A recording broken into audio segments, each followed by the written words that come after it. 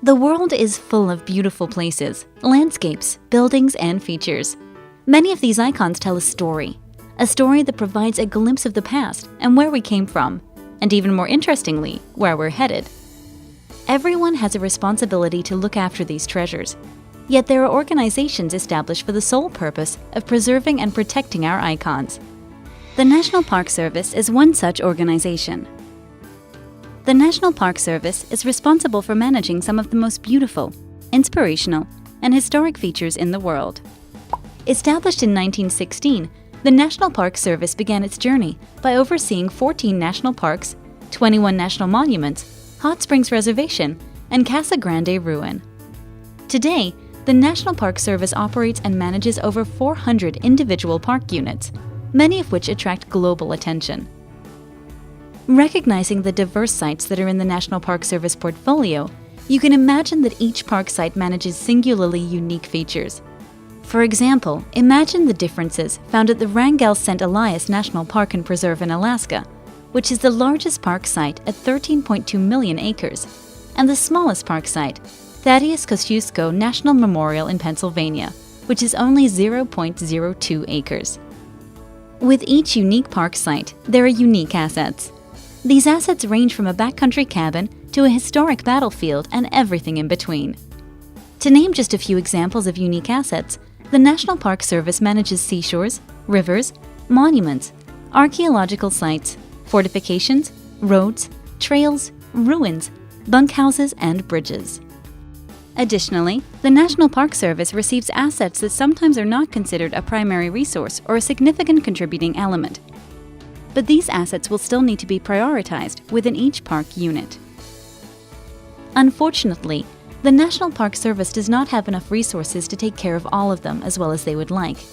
It is becoming exceedingly difficult to stretch the dollars and maintain everything. In fact, the cost of deferred maintenance, which is maintenance that was not performed when it should have been or when it was scheduled, is over 4 times larger than the entire National Park Service budget.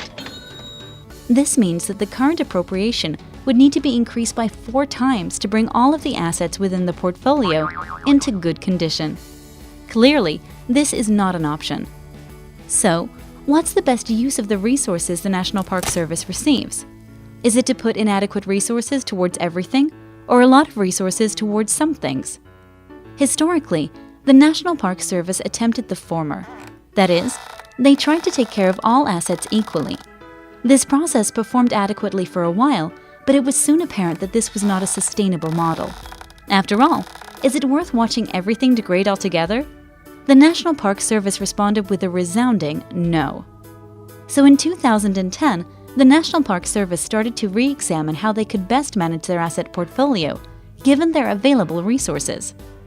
After many discussions, the National Park Service developed a new approach that would alter how parks would manage their assets. They called this philosophy the Capital Investment Strategy. The Capital Investment Strategy prioritizes the importance of and categorizes the financial sustainability of assets. Specifically, it helps implement 2 goals from a call to action. Invest wisely, focus investments from all maintenance fund sources on high-priority national park assets to address critical deferred maintenance and code compliance needs.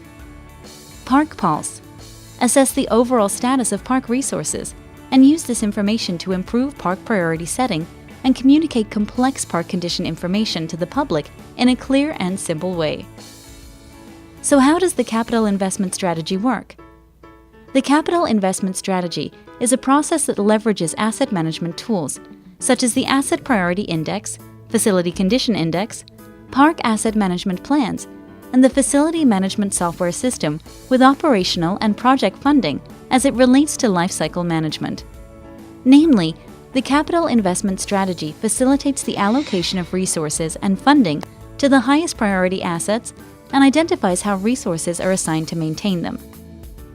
The Capital Investment Strategy is designed to promote the following mission goals: financial sustainability, resource protection, visitor use, and health and safety.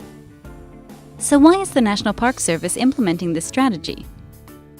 The National Park Service uses an asset management process based on facility management industry standards. By prioritizing maintenance based on the National Park Service mission and the park's enabling legislation and high-priority operational needs, a park can determine which assets should be retained and at what level.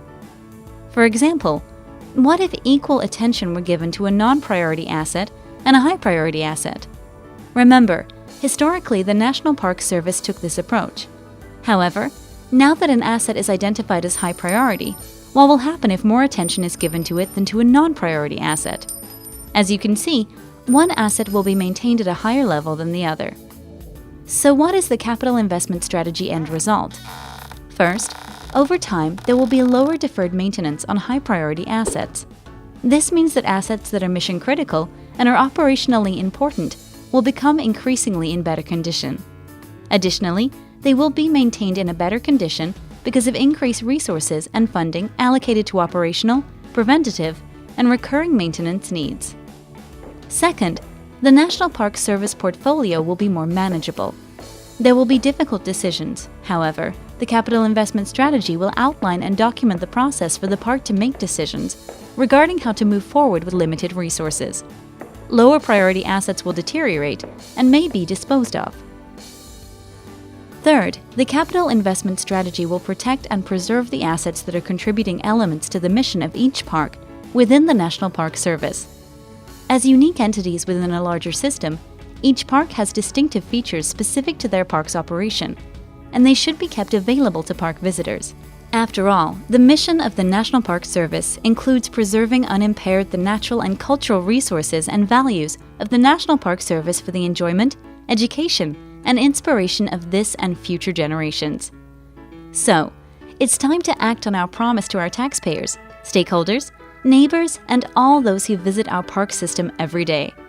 Remember the emblem that signifies our duty: the vegetation and wildlife represented by the sequoia tree and bison, the recreational values represented by the mountains and water, and the historical and archaeological values represented by the arrowhead. Together, with a common strategy and goal in mind, we will fulfill our promise for many generations to come.